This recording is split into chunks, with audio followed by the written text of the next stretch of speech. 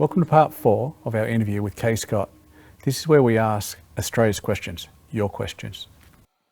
All right, so we've spoken a bit about your past, Boxing Australia, and some topical points, but this is called Australia Asks, right? And that's because Australia write in questions. So on our socials, we put up who we're going to be interviewing, and they write in questions for us. So we've got some questions from the public. What have they drummed up? So Leo has asked, have you got any plans to go into MMA? I do get asked that quite regularly. It's something that I explored maybe like 6 years ago. I started, actually joined jiu-jitsu and started doing that a couple of times a week. But I decided that I wanted to just focus on the boxing, and that's really where 100% my focus and dedication is, and I'm not interested at all anymore now. I've got my Olympic dream, and that's what I want to achieve. So Leanne asked, what is your favourite travel destination when you're travelling around the world? As a holiday destination, I have a bit of an attachment to Hawaii. It's kind of something that my mum and I have done together as like a mother-daughter trip to spend time with each other. We often go kind of just before Christmas time. We've done a few of the different islands, and we actually already have our trip booked at the end of this year. So I love my mum a lot, and I love spending time with her. It's so funny because some of my friends would like, why would you go on a holiday with your mum? And I was like, I love it. We love spending time with each other. So Hawaii is probably my favourite destination, and I love the water and the beach and warmth. So yeah, I love that. When you're getting to travel for leisure, still exercising, still working at all, or a little bit let off? No, it's definitely not 2 or 3 times a day, but I love exercising, and it makes me happy. So I would still probably do something each day. I love doing more of the things out in nature. There's like a cocoa crater trails, or I'll hire a bike and go out somewhere, but I'm very much a very adventure and active type person. So I'm going to guess you've been to the top of all the volcanoes. Yes. Fair enough. Jack's asked, what's the most important part of fight prep? Don't think you can isolate just one thing. They all come together as a unit, and if you're lacking in one area, then it falls apart. But something that I've probably paid a lot more attention to that I didn't do in my younger years is the mental aspect of things. Okay. I actually work with a mindset coach now, and I have for the past 3 years, a beautiful lady called Claudine, and she's really kind of built some tools in my head.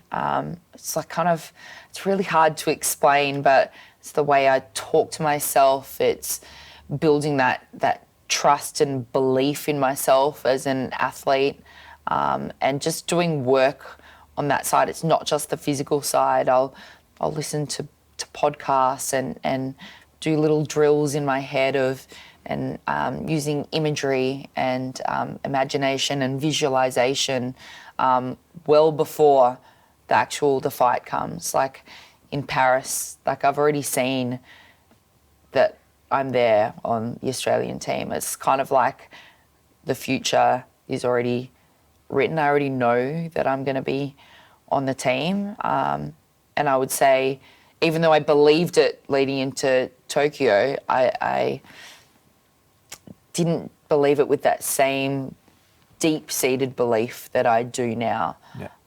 I just feel like it's written in my destiny, and that's the last 12 years of my life, and that's what's meant to be. So I think spending time and dedicating on that mental side of mental preparation has been kind of that game changer, that extra 1%. And at the elite level, that's what it is. It's just that tiny bit that makes you that little bit better. Gets you over the line. Yeah, that's it. So Harry asked, the metaphor is when you get knocked down again, getting back up again. Right? It's something which defines your personality. What is it like when you're knocked down? What do you have to go through to try and make yourself get back up off that floor? People probably think that it's really hard, but I think that competitive nature, I don't have to second guess or think about it. Even when I'm hurting and I'm hitting that kind of 10 out of 10, I don't have any more to give. You just find another gear and you work, because I know that I believe that I've got so much potential in myself, and that I've got all this great support system around me with my coach, my gym, my family, my friends. It's like I'm doing it for everyone, so I want to give everything that I can. So if I get knocked down or I'm given an 8 count or anything like that, again, it's that mental preparation. It's like, okay, that's happened, refocus, let's go, start again, yeah. Fresh. There's always the opportunity to still win things, even when you've lost the first round, you've lost the second round. You can always turn things around. Bad at the Game 07 asked, do you have any pre-fight rituals? I'm not someone that follows that. I don't have, like, you've got to put the right glove on first, or you need to eat this first. And the biggest reason why I do that is when we travel internationally, a lot of the time we don't have control of some of the external circumstances that we're provided with. So I feel like my headspace would be ruined if I say that I want to have banana pancakes and a coffee every morning before fight day, because we might not have transport and we might not have access to be able to have that. So it's too much of a risk. It's too much of a risk, and it will kind of put that mindset in the wrong space. So I'm happy to just kind of go with the flow. I do have kind of set similar routines that I follow with a warm-up, but it doesn't have to be done exactly to a T, and that's because the conditions often are changed. Sometimes we might be given a warm-up space that's you're squashed and you don't have room to be running around where you normally do things, and other times you've got a perfect scenario where you've got heaps of space, it's warm, it's you've got to be able to adapt. So I like to have a little bit of flexibility there, so it doesn't ruin that mindset. Fair enough. So Mia's asked, within the amateur boxing community, what's the feeling of celebrity boxers like Paul Gallen coming in, getting paid big money for their fights and whatnot? Is it a plus or a minus seen in the boxing community? There's a bit of controversy on that one. A lot of the boxing community are against it, and a lot of the community are towards it. I think in Australia we've made a really big connection between football and boxing, and Paul Gallen is probably the most well-known footballer that's been paid a lot of money, and people get annoyed that other stars have not been given that opportunity. However, I really support it, and Paul Gallen left football a long time ago, and I would call him a boxer.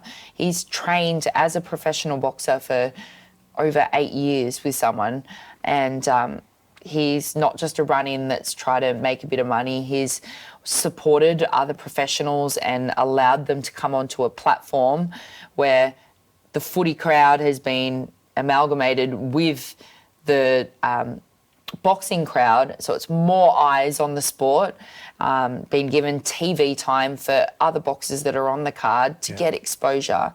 So to be honest, I really think the positives have outweighed the negatives with it, so I'm all for it. Excellent. So that's the end of part 4 with our interview with Kaye Scott, where we asked your questions, Australia. Part 5, we'll look at the big vision.